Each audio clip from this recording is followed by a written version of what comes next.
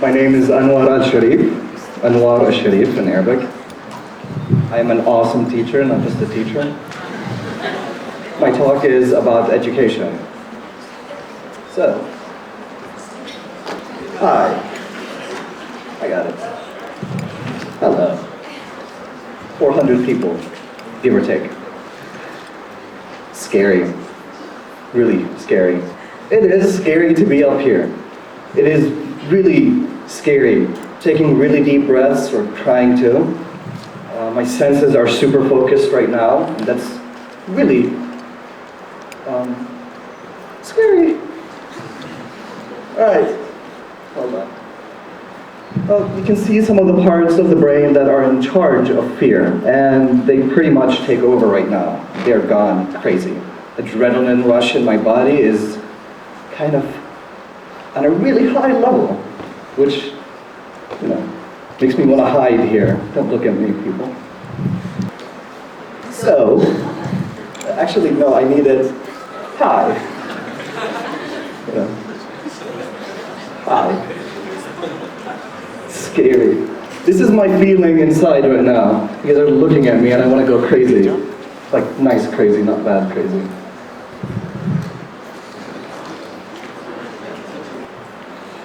Fear. Really funny. It's a really, really weird feeling that we feel. It is a psychological and biological system that makes us ready for any challenge. It makes us want, or not want, but ready. There's a huge difference, but we'll go with ready. It's really nice. Psychologically, evolutionary, pinnacle of human evolution, that we feel fear, that we're not just seeing a danger or seeing something, but we can also challenge it. Our bodies, our minds are ready for it. So, unfortunately, it's one of the reasons we fail. It's one of those big reasons we fail. We fail at anything. We're scared of a driving test. We fail it. The first 10 times, we fail it. I did.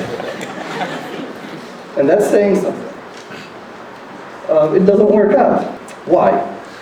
What happened? They send a lot of emails at work. Did I miss one of those mass emails that say, fear should make you fail? It shouldn't. When I was in 7th grade, I always was that student failure that failed at everything. I do mean everything.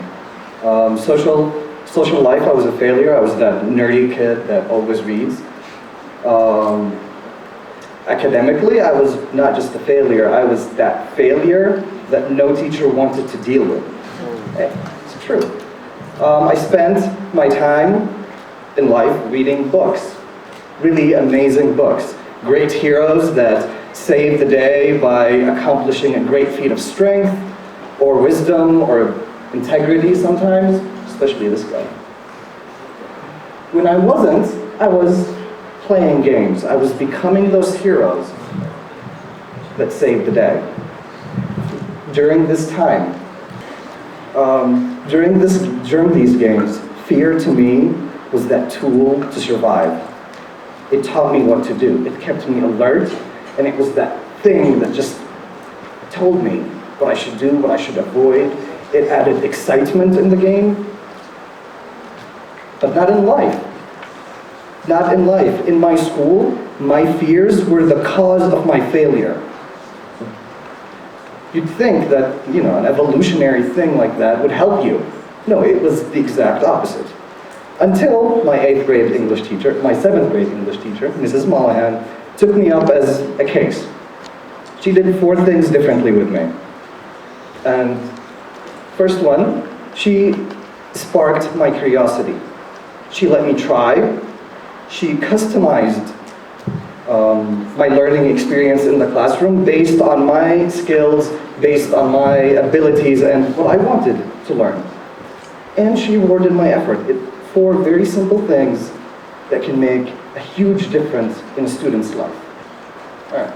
I didn't understand those 4 points until I watched this guy on TED Talks. He's amazing. Sir Ken Robinson is basically an inspiration for me, a point of inspiration. I didn't get anything in school until he talked, till I heard him. And when I did, it clicked inside. I knew there was something wrong, whether it was in the US or in Jordan. Education is not getting us where we need to. He talked about many things and inspired me. There was that button. I knew what I wanted to do in life.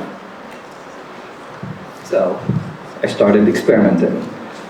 I was in the English Conversation Club of Jordan University. More like this, actually.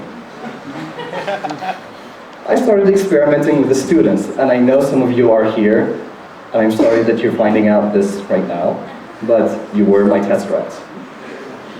Lab rats.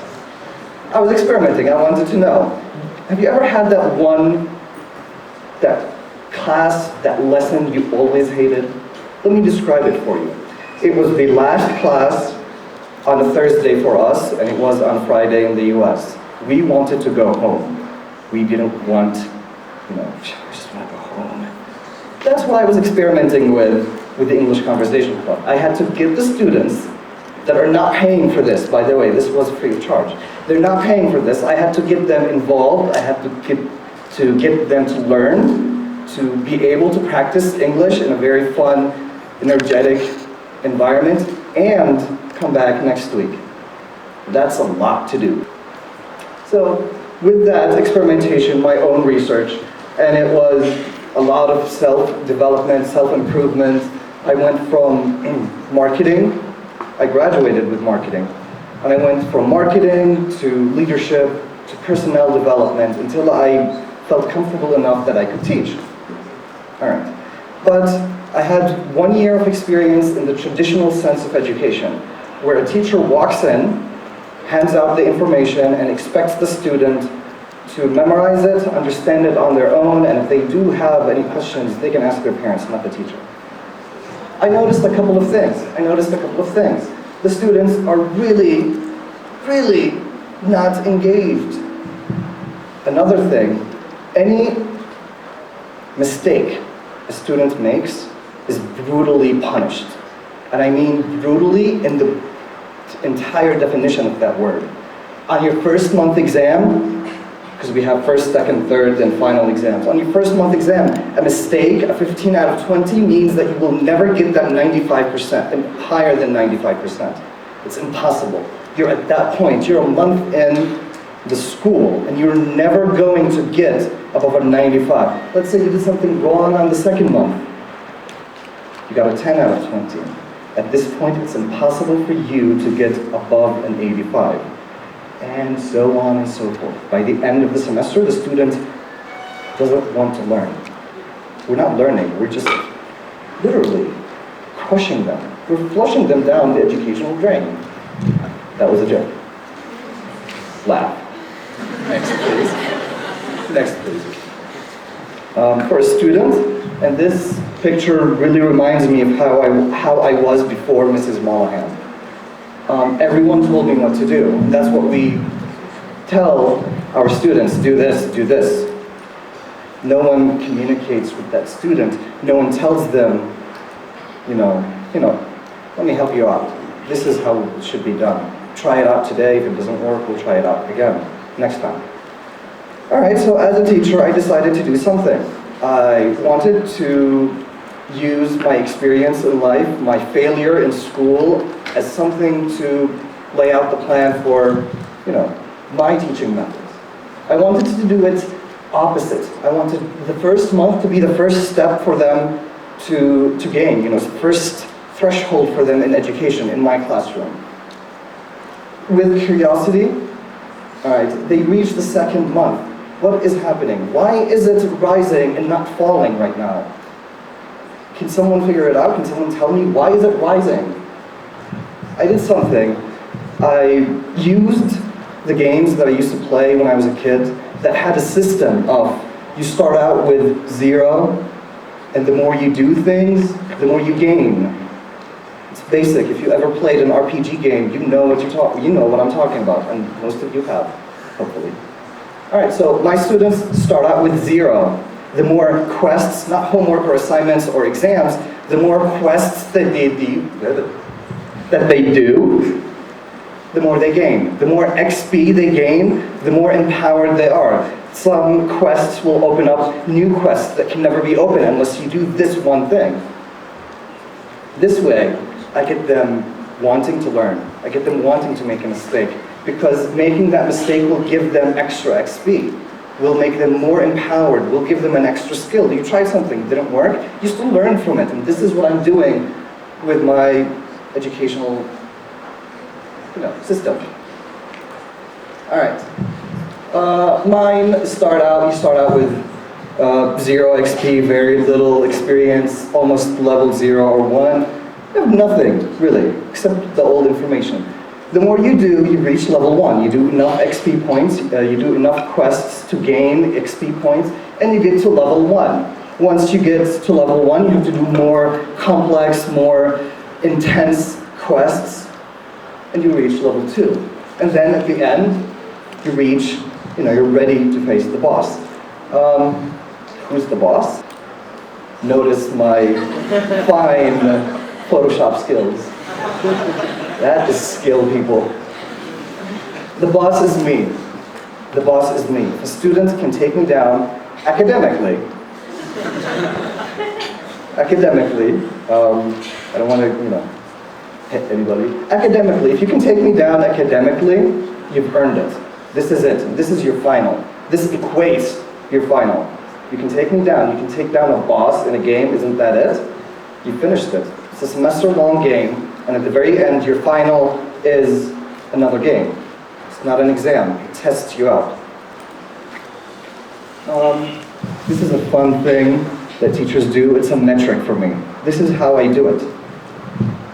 This is what the students see. They're at existing level. They go to level 2. Level 1 is 0 XP. Level 2, and these numbers, 8,000 XP, they have to earn them. If they don't earn them, they don't get that level 2, which equates to a teacher to the first month exam. This is how I can maintain my metrics as a teacher in the school.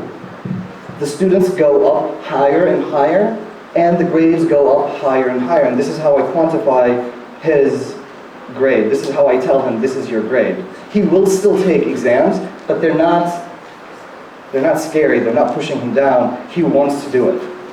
He wants to do it. A closer look. All right, this is the bottom part of what we just saw. We have the quests that they can do, the lesson objectives. This takes a lot more time to explain, so I'm doing my best with the time I have.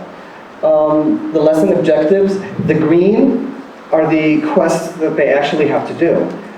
The quests will take them from one skill point to another, from one skill that they need to learn to another skill. And they have to quantify all of the information they have to get to the next level, to pass this quest and get all of the XP that they have. All right, this, gets me to here. The more quests completed, the more XP they gain. The more XP, the more focused their skills are. And whenever you have somebody that has focused skills, a lot of motivation, the more ready they are to face, not just the school, but tomorrow. Our school, our educational system teaches us to be afraid of every single mistake that we make. This idea makes it possible that we're not just afraid, we're afraid, but we're utilizing this fear to get us somewhere in life. Thank you. That's it.